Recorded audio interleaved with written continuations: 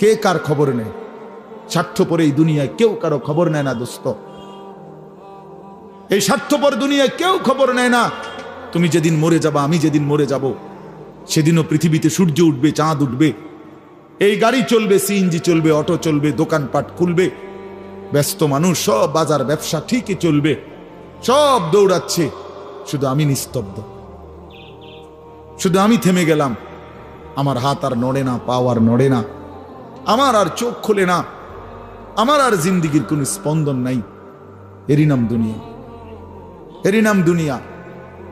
বিকালবেলা যারা জানাজা পড়ছে, এই স্ত্রী ছেলে কাঁদছে সারাদিন বাপের জন্য, স্বামীর জন্য, এই মানুষগুলোই রাত্র 9টায় আবার পাশের বাড়ির থেকে রান্না করে আনছে, এরাই পেট ভরে ভাত খাইতেছে। এরই নাম দুনিয়া, এর নাম দুনিয়া, এর নাম দুনিয়া। এই মানুষগুলো তো একদিন উপাস থাকলো না, আপন সন্তান, আপন স্ত্রী। তাহলে ধোকার এই দুনিয়া কার জন্য সাজাইলাম? কার জন্য বলে, বলে কার জন্য? ইয়ালামুনা যাহিরাম মিনাল হায়াতিদ দুনিয়া ওয়া হুম আনিল আখিরাতি হুম গাফিলুন। আল্লাহ বলে, বান্দা দুনিয়ার জীবন তো খুব বুঝলা, কিন্তু আখিরাতের ব্যাপারে গাফিল হয়ে রইলা। আমার ছেলেরা, তোমরা বলো ভাই, তোমরা যারা খোদার 365 দিনে একটা বছরে কোনোদিন ফজরের নামাজ কোনোদিন পড়ো নাই, তোমার এই পরিণতি, তোমার এই গন্তব্য শেষ কোথায়? তুমি বল ইনসাফের সাথে। তোমার বিবেককে, প্রিয় বন্ধু, 1 মিনিটের জন্য আমি তোমার বিবেককে বললাম, তুমি বলো, সারাদিন যে উলঙ্গ ছবি দেখলা, সারা রাত যে নর্তকীর ছবি দেখলা, এরপরে তোমার গন্তব্য কোথায়? থামবা কোথায়? তুমি কোথায় গিয়ে থামবা? তোমার পরিণতি কি? তোমার টার্গেট কি? এই নাচ, এই গান, এই ছবি, এই জেনা, এই ব্যভিচার, এই মদ, এই জুয়া, এই ফেন্সিডিল, এই ইয়াবা, আরে নাফরমান, তোরে শেষ পর্যন্ত কোথায় গিয়ে থামাবে? তোরে একটা জানোয়ার ছাড়া, একটা কুকুর বিড়াল ছাড়া, একটা হাইওয়ান ছাড়া আর কিচ্ছু বানাবে না। তোরে একটা নর পশু বানায় দিবে। চরিত্রহীন মানুষ থাকে না, লম্পট কোনোদিন মানুষ হয় না। মদখোর, নেশাখোর, জুয়ারি, ফেন্সিখোর, বাবাখোর, ডাইলখোর, ইয়াবাখোর, ফুট্টাখোর, হারামখোর, ওই মানুষ থাকে না, ওই জানোয়ার হয়ে যায়। জানোয়ার, জানোয়ার হয়ে যায় বেটা, জানোয়ার হয়ে যায়। যে কপাল সেজদা দেয় না, সে কপাল, যে মানুষ মানুষ হয়ে সেজদা দেয় না, আল্লাহর কসম, আল্লাহ তাআলা কোরআনে বলছে, ইবলিস তুই সেজদা দিলি না, আজকের থেকে তুই শয়তান। এজন্য যে কপাল সেজদা দেয় না, সে মানুষ নয়, শয়তান। শয়তান বেটা, তুই বেটা শয়তান, শয়তান। এটা একটা ছোট্ট কথা আগে বুঝেন, সবাই বুঝতে ভালো। কোরআনুল কারীমের মধ্যে আছে, হযরত মূসা আলাইহিস সালামকে আল্লাহ তাআলা প্রথম যখন তুর পাহাড়ে, আমরা সবাই জানি যে আল্লাহ তাআলা মূসা আলাইহিস সালামের সাথে তুর পাহাড়ে কথা বলছেন বহুবার, মানে ওয়াহি নাজিল করছেন। আল্লাহর কথা মানেই ওয়াহি। তো প্রথমবার যখন মূসা আলাইহিস সালাম তুর পাহাড়ের ওই টিলাতে উঠলেন, তো সেখানে আল্লাহ তাআলা স্পষ্ট কোরআন শরীফে আছে, আল্লাহ তাআলা প্রথমেই বলে দিছেন, ইন্নী আনা রব্বুক ফাখলা'না আলাইক। মূসা, আমি তোমার রব, আমি তোমার মহান মালিক আল্লাহ। তুমি ফাখলা'না আলাইকা, তোমার 2টা জুতা খুলে ফেলো, 2টা জুতা খুলে ফেলো। আনা আখতারতুকা, আমি তোমাকে নির্বাচিত করেছি। ফাসতামি' লিমা ইউহা, অতএব আমি যা ওয়াহি নাজিল করতেছি, বলতেছি, তা মনোযোগ দিয়ে শোনো। তাহলে এখন কি বোঝা গেল? তাফসীরের মধ্যে আছে, জুতা খুলতে বললেন কেন? প্রশ্ন হলো, জুতা খুলতে বললেন কেন? কথা বললে বলবে। তো আল্লাহ তাআলা এটা বুঝাইছেন, মূসা, আমি রব্বুল আলামিনের কথা শুনবার আদব জুতা খুলে বসা, এই জন্য আদব শিখাইছেন, আদব শিখাইছেন। কোরআন সুন্নাহর ইলমের মধ্যে, কোরআন সুন্নাহর জ্ঞানের মধ্যে একটা জিনিস ভীষণ জরুরি, সেটা হলো আদব। 2টা জিনিস একসাথে গঠন করতে হয়। এজন্য আমাদের মাদ্রাসাগুলোতে দুই জিনিস একসাথে পড়ায়, একটা হলো ইলম আর একটা হলো আদব। এজন্য মাদ্রাসাওয়ালারা তাদের বাচ্চাদেরকে যেমন পড়ায়, তো বাচ্চার ওযু, গোসল, চলা ফেরা, উঠা বসা, কথাবার্তা, চাল চলনের দিকেও নজর রাখে, যে ছেলেটা দাঁড়াইয়া পেশাব করে কিনা, ছেলেটা টয়লেট পেপার ব্যবহার করে কিনা, দস্তরখান বিছায়া খানা খায় কিনা, বাবা মাকে সালাম দেয় কিনা, ইত্যাদি ইত্যাদি। মানে শুধু শব্দ মুখস্থ করছে, পড়া দিছে, পড়া নিছে, এইটা না, তার সাথে সাথে তার জীবন গঠন হচ্ছে কিনা, আদব শিখতেছে কিনা, আখলাক শিখতেছে কিনা, এইটা হলো একই সাথে লক্ষ্য থাকে। এই জন্য হাদিসের মধ্যে আছে, আমাদের প্রিয় নবী সাল্লাল্লাহু আলাইহি ওয়াসাল্লাম বলছেন, আল্লামানি রব্বি ফাআহসানা তা'লিমি ওয়া আদ্দাবানি রব্বি ফাআহসানা তা'দীবি। এই একটি হাদিসে নবীজি দুইটা কথা বলছে, যে আমার আল্লাহ আমাকে সর্বোত্তম ইলম জ্ঞান শিখিয়েছেন এবং আমার আল্লাহই আমাকে সর্বোত্তম আদব শিখিয়েছেন। তাহলে একই সাথে বলছে নবীজি, আল্লামানি রব্বি আদ্দাবানি রব্বি, আল্লাহই আমাকে ইলম শিখিয়েছেন, আল্লাহই আমাকে আদব শিখিয়েছেন। কেন নবীজি বাম পাও দিয়া টয়লেটে ঢুকছেন? কেন ডান পাও দিয়া মসজিদে ঢুকছেন? মনে করেন এই যে প্রতিটা নড়াচড়া, হাত্তাল হারাকাত ওয়াস সাকানাত, নবীজির প্রতিটি স্থিরতা, প্রতিটা নড়াচড়া, সবটাই আল্লাহ তাআলার ফয়সালা, আল্লাহ তাআলার পক্ষ থেকে নির্ধারণ করা। তিনি সাহাবীদের সাথে পরামর্শ করছে অথবা নিজে নিজে ভাবছে যে কেমনে শুইলে ভালো হয়, কেমনে হাঁটলে ভালো হয়, না না, আল্লাহ তাআলার পক্ষ থেকে নির্ধারণ করে দেওয়া।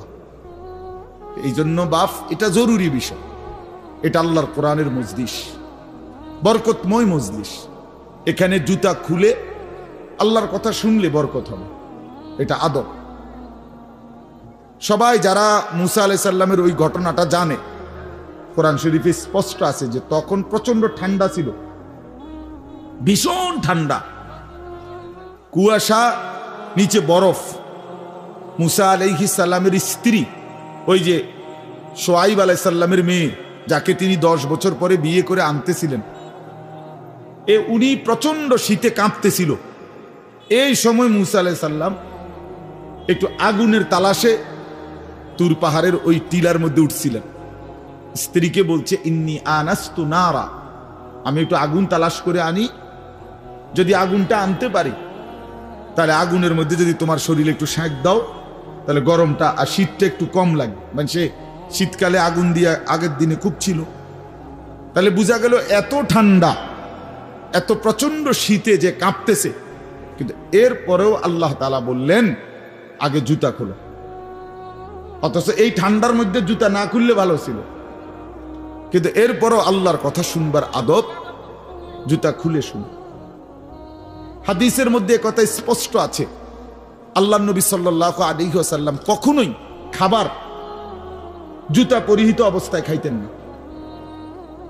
জুতা পায়ে কখনোই তিনি খাবার খাইতেন না, বরং জুতা খুলে পিঠ সোজা রাইখা, মাথা নিচের দিকে নোয়াইয়া, দুই হাঁটু উপরের দিকে তুলে বিনয়ের সাথে আল্লাহ নবী সাল্লাল্লাহু আলাইহি ওয়াসাল্লাম খাবার গ্রহণ করতেন।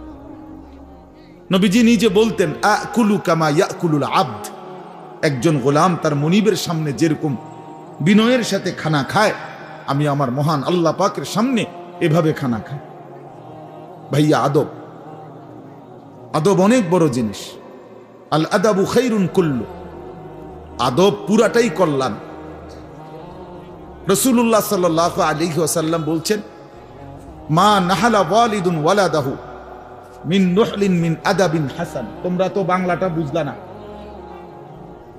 জুতা যেহেতু খুলবা না ভাই, তো বাইরে চলে যাও।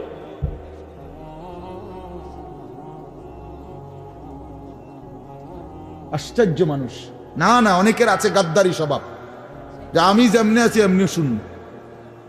এটা সিধা করতে হবে। জিন্দেগি যদি সোজাই না হয় তো বললাম কারে, বললাম কাকে? শুধুই কেবল ভাইয়া শুনলাম একজনের পরিচিতি আছে, একজনের জনপ্রিয়তা আছে, একজনের সুর আছে, একজনের টান আছে, একজনের জোরে গলার আওয়াজ আছে। তো এই কারণে জড়লাম। কি ফায়দা এতে ভাই? কথা বুঝেন নাই? আমারে মনে করেন 1 কোটি মানুষ চিনে, তো আপনার লাভ কি? আমারে 10 কোটি মানুষ চিনে, সারা পৃথিবী চিনে, তো আমারে চিনলে তোমার লাভ কি নিয়ে? তুমি কি বদলাইলা এটা না দেখার বিষয়। আমি আমার জন্য কি গ্রহণ করলাম, এখানে কার জনপ্রিয়তা আছে না নাই এটা দিয়ে কে ঘাস কাটে? জনপ্রিয়তা দিয়ে হয় কি? কিচ্ছু না, কিছুই না। পৃথিবীর জনপ্রিয় অজনপ্রিয় সব মানুষই ভাত খায়, তো আর জনপ্রিয়তার আলাদা ভ্যালু কি? ঘুম যায়, পেশাব পায়খানা করে, তো আর এনে কি আহামরি? কি এটা? কিচ্ছু না, এটা ধোঁকা ছাড়া আর কিচ্ছু না, ধোঁকা। এই জন্য ভাই আমি আবারও অনুরোধ করছি, তোমরা কষ্ট পাইও না, প্যান্ডেলের ভিতরে দাঁড়াইও না। আমি অনুরোধ করলাম কমপক্ষে প্যান্ডেলের ভিতরে ভাই মাহফিলের যেই যুব সমাজরা আয়োজন করছো ভাই, তোমাদের কাছে অনুরোধ আমার, তোমরা কয়েকজন কমপক্ষে স্বেচ্ছাসেবকের দায়িত্ব পালন করো। যারাই দাঁড়িয়ে আছে তাদেরকে বসতে বলো। এটা ভালো, আজকের জন্য না, সব সময়ের জন্য। হাদিসের মধ্যে আছে হযরত জিবরাইল আলাইহিস সালাম নবীজি সাল্লাল্লাহু আলাইহি সাল্লামের কাছে, শুনতেছেন আপনারা? নবীজির কাছে যখন হযরত জিবরাইল মানুষের আকৃতিতে আসতেন, জিবরাইল আলাইহিস সালাম কখনো কখনো তার মূল আকৃতিতে অদৃশ্যভাবে ওহী নাজিল করতেন, কোরআন। আবার কখনো কখনো মানুষের সুরত ধরেও নবীজির সামনে আসতেন। হাদিসে কথা স্পষ্ট আছে যে যখনই জিবরাইল মানুষের আকৃতিতে নবীজির কাছে আসতেন, তো নবীজির সামনে এসে আদবের সাথে বসতেন। কিভাবে বসতেন? হাদিসের এই শব্দটা পর্যন্ত আছে, ফাসনাদা রুকবাতাইহি ইলা রুকবাতাইহি। মানে করেন নবীজি এদিকে ফিরা, তো জিবরাইল ওইদিকে মুখোমুখি মুখোমুখি বসতেন, এভাবে যে উভয়ের হাঁটু বরাবর, বুক বরাবর, চোখ বরাবর, এইভাবে মনোযোগ দিয়ে জিবরাইল আলাইহিস সালাম নবী সাল্লাল্লাহু আলাইহি সাল্লামের সামনে বসতেন। এরপরে তিনি বিভিন্ন বিষয় বলতেন, শুনতেন, নবীজির সাথে কথা বলতেন। তাইলে আদব এটা। আল্লাহর কোরআনের সামনে, রাসূলুল্লাহ সাল্লাল্লাহু আলাইহি সাল্লামের হাদিসের সামনে সর্বোচ্চ আদবের সাথে বসতে হয়, সর্বোচ্চ। এটা বসা, এটাই নিয়ম। হাদিসের মধ্যে আছে, আরো শুনাই আমি, হাদিসের মধ্যে আছে, হাদিসে কুদসি, কোন নেককার বান্দারা যখন আল্লাহর জিকির, আল্লাহর তেলাওয়াত, আল্লাহর কথা শুনবার জন্য, বসবার জন্য, বলার জন্য বসে, তো পুরা মজমা যখন শেষ হয়, তো আল্লাহ ফেরেশতাদেরকে জিজ্ঞেস করে যে আমার এই বান্দাদেরকে কি পুরস্কার দেওয়া যায়? তো তারা বলে, মহান আল্লাহ, আপনার ইচ্ছা। তো আল্লাহ তাআলা বলেন, শুনো, আমার এই প্রিয় বান্দাদের মজলিস যারা বসলো, আমি তাদের সকলকে মাফ করে দিলাম। তো ফেরেশতারা বলে, আল্লাহ, এখানে এমন লোকও আছে যে এমনি আসছিল, দ্বীনি উদ্দেশ্যে আসে নাই, আপনার কথা শুনতে আসে নাই, এমনি বইছিল আর কি। ইন্নামা জা আলি হাজাতিন, ব্যক্তিগত কোনো উদ্দেশ্যে আসছে, তাকেও মাফ করে দিবেন।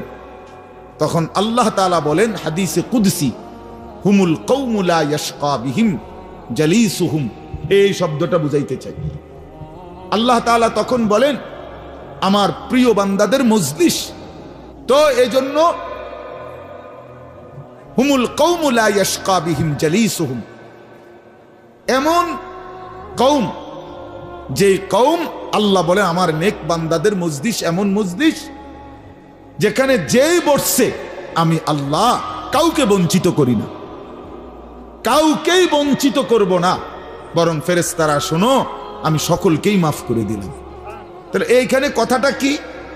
যে জালিসুহুম, আমার নেক বান্দাদের সাথে যারা বসছে আমি সকলকে মাফ করে দিলাম। তাহলে বোঝা গেল বসার গুরুত্বটা আলাদা। এই এতগুলো কথা বলার পরে আর আমার পক্ষে আর কিছু বলার নাই এই বিষয়ে। কোরআন সুন্নাহর আলোকে বললাম। এরপরে কোনো বদনসিব যদি নাই বসে, তার কি করার আছে? তার কি মাথাত বাড়ি দেওয়া যাবে? কথা বুঝছেন না? কাজেই এরপরে কোনো দুর্ভাগা না বসলে ঠিক আছে। ইসরাফিলের ফু যেদিন দিবে সেদিনও বহু মানুষ গাফেল থাকবে। হাদিসে আছে ইসরাফিলের ফু হবে, পৃথিবীতে ভূমিকম্প শুরু হবে, জমিন কাঁপতে শুরু করবে, আসমান ভাঙতে শুরু করবে, তখনও গাফলতের মধ্যে বহু মানুষ থাকবে। এই অবস্থাতেই মৃত্যু হবে, এই অবস্থাতেই হাসর হবে। কাজেই গাফেল থাকবেই, গাফেল থাকবেই।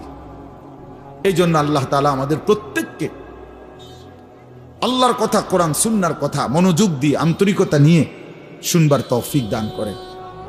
এবার আর একটা কথা, ছোট্ট কথা, সেটা হলো ভাই, মেহেরবানি করে প্রত্যেকে এই যাদের হাতে মোবাইল, এই হাতে ধরা এই মোবাইলগুলো নামায় ফেলে। আল্লাহর ওয়াস্তে আমার এই কথাটা রাখো, ভালো হবে, আমি তোমাদের কল্যাণের জন্য বললাম। আল্লাহর ওয়াস্তে এই হাতের মোবাইলটা অল্প একটু সময়ের জন্য আমি অনুরোধ করলাম, এটা নামাইয়া এটা বন্ধ করে দাও। এমনি শোনো, চেহারার দিকে তাকাইয়া শুনলে দোস্ত ভালো হবে, মনোযোগ বাড়বে, দিলে কথা জমে। শুধু মোবাইলটা ধরে রাখলে একটা বড় সমস্যা হলো নিজের অন্তরের মধ্যে জেহানে থাকে এটা যে আমার মোবাইলে উঠতেছে কিনা, সেই জন্য সারাক্ষণ নজর এটার দিকে থাকে। আর একটা মনোবিজ্ঞানীদের একটা কথা হলো মানুষের অন্তর একসাথে দুই জিনিস ভাবতে পারে না। এটা একটা কি পরীক্ষিত কথা, দিলে একই মুহূর্তে দুই জিনিস ভাবে না, এটা রাইখে তোমার আরেকটা বাধ্য হইবে।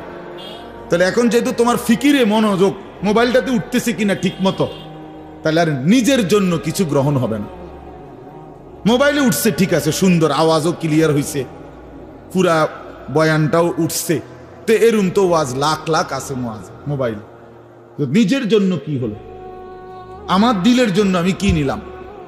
আমার নিজের জন্য আমি কি নিলাম? এই জন্য দোস্ত, এটা জরুরি বিষয়, এটা গুরুত্বপূর্ণ বিষয় যে নিজের জন্য গ্রহণ করা। তু আগার মেরা নিহি বনতা না বন, আপনা তো বন।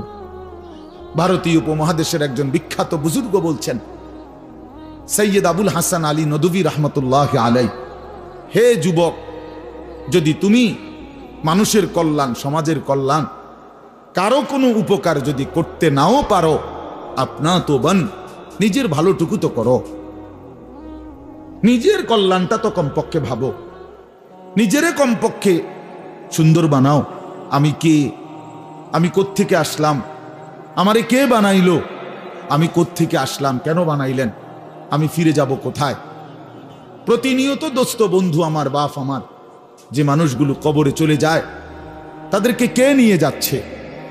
কেউ তো নিজের থেকে মরতে চায় না, আত্মীয় স্বজনও তো কারো মৃত্যু চায় না, কিন্তু একজন অদৃশ্য মালিক নিয়ে যাচ্ছে। কেন নিয়ে যায়? কেন নিয়ে যাচ্ছেন? কোথায় নিয়ে যাচ্ছেন?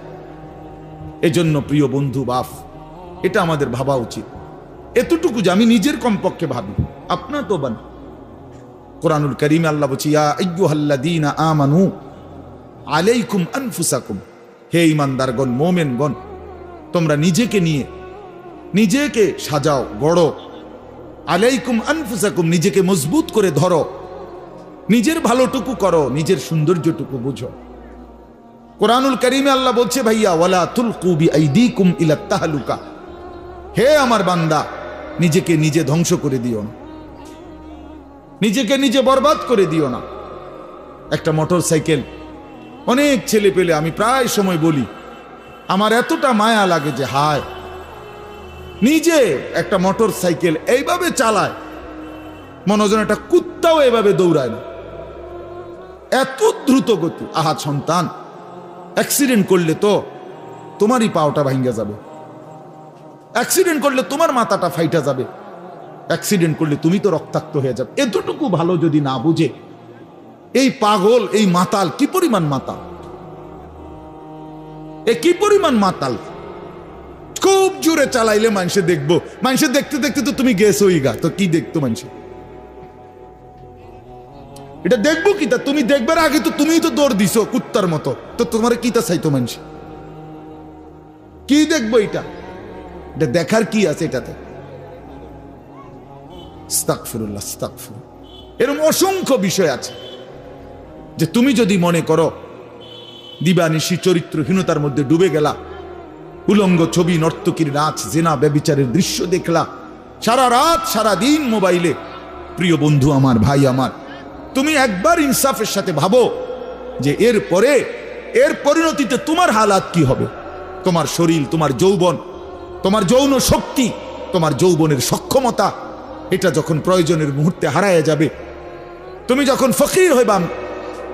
ফকির হয়ে যাইবা, একদিন শরীরের সক্ষমতার অভাবে যখন ধুকে ধুকে কাঁদবা, দুনিয়া তো বেইজ্জতি, আখেরাত তো বেইজ্জতি, তো কি হবে সেদিন? কে তোমার খবর নিবে? কে কার খবর নেয়? স্বার্থপর এই দুনিয়ায় কেউ কারো খবর নেয় না দোস্ত। এই স্বার্থপর দুনিয়ায় কেউ খবর নেয় না। তুমি যেদিন মরে যাবা, আমি যেদিন মরে যাব, সেদিনও পৃথিবীতে সূর্য উঠবে, চাঁদ উঠবে, এই গাড়ি চলবে, সিএনজি চলবে, অটো চলবে, দোকানপাট খুলবে, ব্যস্ত মানুষ, সব বাজার ব্যবসা ঠিকই চলবে, সব দৌড়াচ্ছে, শুধু আমি নিস্তব্ধ, শুধু আমি থেমে গেলাম। আমার হাত আর নড়ে না, পা আর নড়ে না, আমার আর চোখ খোলে না, আমার আর জিন্দিগির কোন স্পন্দন নাই। এরই নাম দুনিয়া, এরই নাম দুনিয়া। বিকাল বেলা যারা জানাজা পড়ছে, এই স্ত্রী ছেলে কাঁদছে সারাদিন বাপের জন্য, স্বামীর জন্য, এই মানুষগুলোই রাত্র 9টায় আবার পাশের বাড়ির থেকে রান্না করে আনছে, এরাই পেট ভরে ভাত খাইতেছে। এরই নাম দুনিয়া, এর নাম দুনিয়া, এর নাম দুনিয়া। এই মানুষগুলো তো একদিন উপাস থাকলো না, আপন সন্তান, আপন স্ত্রী, তাহলে ধোকার এই দুনিয়া কার জন্য সাজাইলাম? কার জন্য বলেন, বলেন কার জন্য? ইয়ালামুনা যাহিরাম মিনাল হায়াতিদ দুনিয়া ওয়া হুম আনিল আখিরাতি হুম গাফিলুন। আল্লাহ বলে, বান্দা, দুনিয়ার জীবন তো খুব বুঝলা, কিন্তু আখিরাতের ব্যাপারে গাফিল হয়ে রইলা। আমার ছেলেরা, তোমরা বলো ভাই, তোমরা যারা খোদার 365 দিনে একটা বছরে কোনোদিন ফজরের নামাজ কোনোদিন পড়ো নাই, তোমার এই পরিণতি, তোমার এই গন্তব্য শেষ কোথায় তুমি বলো? ইনসাফের সাথে তোমার বিবেককে, প্রিয় বন্ধু, 1 মিনিটের জন্য আমি তোমার বিবেককে বললাম, তুমি বলো, সারাদিন যে উলঙ্গ ছবি দেখলা, সারা রাত যে নর্তকীর ছবি দেখলা, এরপরে তোমার গন্তব্য কোথায়? থামবা কোথায়? তুমি কোথায় গিয়ে থামবা? তোমার পরিণতি কি? তোমার টার্গেট কি? এই নাচ, এই গান, এই ছবি, এই জেনা, এই ব্যভিচার, এই মদ, এই জুয়া, এই ফেন্সিডিল, এই ইয়াবা, আরে নাফরমান, তোরে শেষ পর্যন্ত কোথায় গিয়ে থামাবে? তোরে একটা জানোয়ার ছাড়া, একটা কুকুর বিড়াল ছাড়া, একটা হাইওয়ান ছাড়া আর কিচ্ছু বানাবে না। তোরে একটা নর পশু বানায় দিবে। চরিত্রহীন মানুষ থাকে না, লম্পট কোনোদিন মানুষ হয় না। মদখোর, নেশাখোর, জুয়ারি, ফেন্সিখোর, বাবাখোর, ডাইলখোর, ইয়াবাখোর, ফুট্টাখোর, হারামখোর, ওই মানুষ থাকে না, ওই জানোয়ার হয়ে যায়। জানোয়ার, জানোয়ার হয়ে যায় বেটা, জানোয়ার হয়ে যায়। যে কপাল সেজদা দেয় না, সে কপাল, যে মানুষ মানুষ হয়ে সেজদা দেয় না, আল্লাহর কসম, আল্লাহ তাআলা কোরআনে বলছে, ইবলিস তুই সেজদা দিলি না, আজকের থেকে তুই শয়তান। এজন্য যে কপাল সেজদা দেয় না, সে মানুষ নয়, শয়তান। শয়তান বেটা, তুই বেটা শয়তান, শয়তান। এটা পান। এর আগে কোনদিন ইবলিসকে শয়তান বলতো? কোন দিন থেকে বলছে? যেদিন থেকে সে সেজদা দেয় না। কথা বলেন না কেন? ইবলিসের আগে কি শয়তান আছিল? সেজদা যেদিন দিল না, সেদিন থেকে মালিক বলল, আজকের থেকে তুই শয়তান। ইবলিস যেদিন সেজদা দিল না, সেদিন আল্লাহ বলল, ফখরুজ ফাইন্নাকা রাজিম, বের হ, আজকের থেকে তুই রাজিম, অভিশপ্ত, মালউন, অভিশপ্ত, রাজিম। আল্লাহ বলছে, ওয়া ইন্না আলাইকাল লানাতা ইলা ইয়াউমিদ্দিন। ইবলিস তুমি সেজদা দিলা না, মনে রেখো আজকের থেকে কিয়ামত দিবস পর্যন্ত তোর উপরে আমি আল্লাহর লানত। এজন্য বেনামাজি তোর উপরে আল্লাহর লানত, তোর উপরে আল্লাহর লানত, তোর উপরে খোদার গজব। আর আল্লাহর লানত যার উপরে, সে সুখ পায় না। ওই মালিকের সাথে গাদ্দারি করে সুখ মিলে না। খবর নিয়ে দেখো, তুমি না জানলে আমি জানি। জিন্দিগির আজ 21 বছরের এই ওয়াজের জীবনে কত শত মানুষ জীবনের কত দুঃখ বেদনা আমরা তো শুনি না। আমরা কাছে দোয়া চায় না। কোনো হারামখোর, কোনো সুদখোর, কোনো ঘুষখোর, কোনো বেপর্দা নারী, কোনো বেহায়া নারী, কোনো মদখোর জুয়ারি, কোনো নারীর সাথে অবৈধ সম্পর্ক স্থাপনকারী পুরুষ কিংবা নারী, আল্লাহর কসম সুখে নাই। সুখ মিলে না, সুখ মিলে না। নোনা জলে তৃপ্তি হয় না। যে পানি লবণাক্ত ওই পানি তৃষ্ণা মিটায় না। অতএব গুনাহ তৃষ্ণা মিটায় না। গুনাহ কাউকে তৃপ্তি দিতে পারে না। আল্লাহর নাফরমানি কাউকে সুখ দিতে পারে না বন্ধু। আল্লাহ কোরআনে বলছে ওয়াদারু যাহিরাল ইসমি ওয়া বাতিনা, আমার বান্দা প্রকাশ্য গুনাহ ছেড়ে দাও, গোপন গুনাহ ছেড়ে দাও। আল্লাহ বলছে ওয়ালা তাকরাবুল ফাওয়াহিশা মা যাহারা মিনহা ওয়া মা বাতান। আল্লাহ বলছে বান্দা প্রকাশ্যে কিংবা গোপনে কোনো অশ্লীলতা, বেহায়াপনা, অসভ্যতার কাছেও যেও না। আল্লাহ বলছে ওয়ালা তাকরাবুজ জিনা, জিনা ব্যভিচারের কাছে, নারীর সাথে অবৈধ কোন রকম সম্পর্কে যেও না বান্দা। ইন্নাহু কানা ফাহিশা, এটা বড় বেশি অশ্লীলতা। ওয়াসাআ সাবিলা, এটা বড় মন্দ পথ। হায় যুবক, ভুল করো না। ওই নারীর ফাঁদে একদিন তোমার সে জাহান্নামে পৌঁছায় দিবে, একদিন তোমার কবরে পৌঁছায় দিবে। সে তোমারে সুখ দিবে না। চরিত্রহীন নারী সুখী হয় না। যার নিজের সুখ নাই তে তোমারে কি সুখ দিবে? সুখ দিবে কিভাবে? সিনেমার নর্তকী সুখ দিবে কিভাবে? সে নিজে তো সুখে নাই, সে তো সুখে নাই। এই জন্য এটা জরুরি। বাবাদেরকেও বলি, হায়াতের 60 বছরেও যারা গুনাহ ছাড়তে পারেন নাই, মনে রাখেন বাপ, এই কবর দেখা